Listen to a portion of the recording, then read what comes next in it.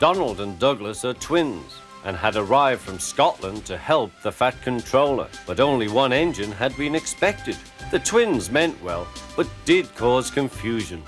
The Fat Controller had given them numbers, Donald 9 and Douglas 10, but he was still planning to send one engine home.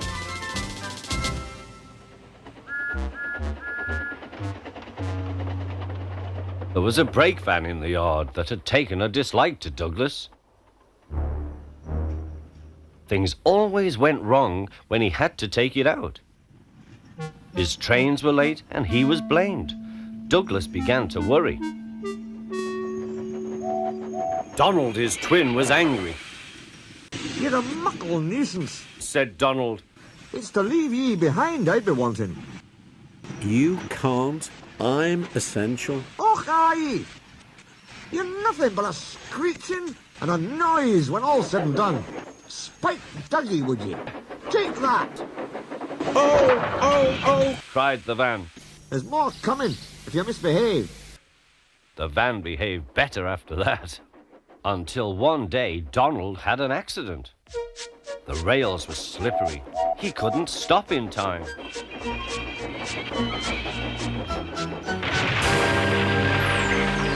The Fat Controller was most annoyed. I am disappointed, Donald. I didn't expect such clumsiness from you. I had decided to send Douglas back and keep you. I'm sorry, sir, said Donald.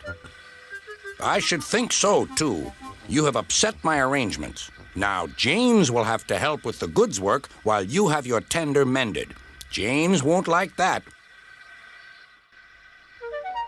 The Fat Controller was right. James grumbled dreadfully.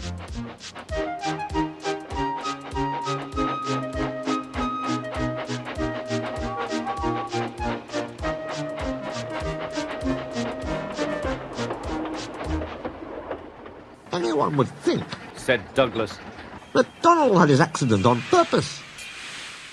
I heard tell about an engine and some tar wagons. Shut up, said James. It's not funny. He didn't like to be reminded of his own accident. Well, said Douglas. Surely, James, it wasn't ye. He didn't say. James didn't say. He slouched sulkily away. He's cross, sniggered the spiteful brake van. We'll try to make him crosser still. Hold back, giggled the trucks to each other. James did his best, but he was exhausted when they reached Edward Station. Luckily, Douglas was there. Help me up the hill, please, panted James. These trucks are playing tricks. We'll show 'em, said Douglas.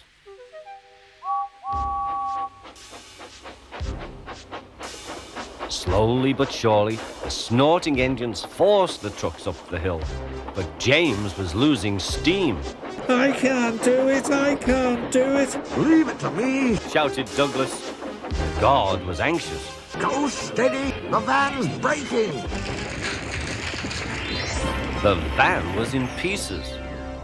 No one had been hurt, and soon Edward came to clear the mess. The Fat Controller was on board. I might have known it would be Douglas, he said. Douglas was grand, sir, said Edward. James had no steam left, but Douglas worked hard enough for 3. I heard him from my yard. 2 would have been enough, said the Fat Controller. I want to be fair, Douglas, but I don't know. I really don't know. The Fat Controller was making up his mind about something, but that's another story. Snow came early to the island of Sodor. It was heavier than usual. Most engines hate snow. Donald and Douglas were used to it. Coupled back to back, with a van between their tenders and a snowplow on their fronts, they set to work. They puffed backwards and forwards, patrolling the line.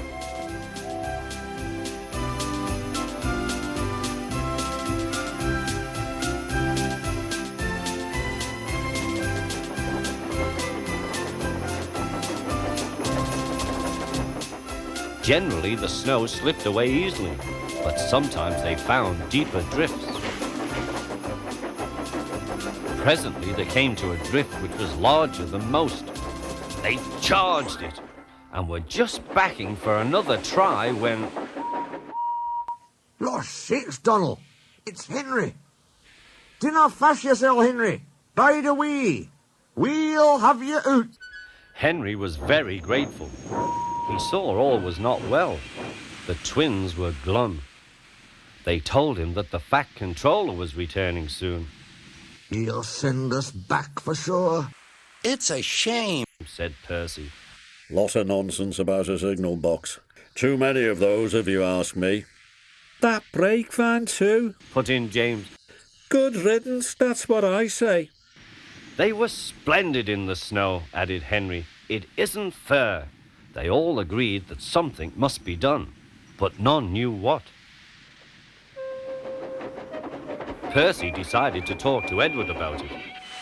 What you need, said Edward, is a deputation. He explained what that was.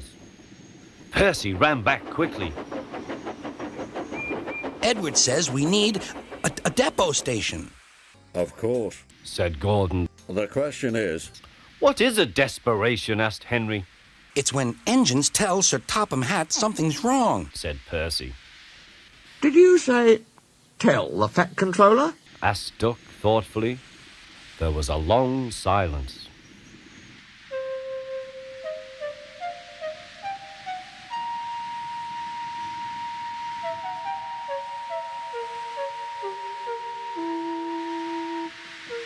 I propose, said Gordon, that Percy be our, disputation. Me?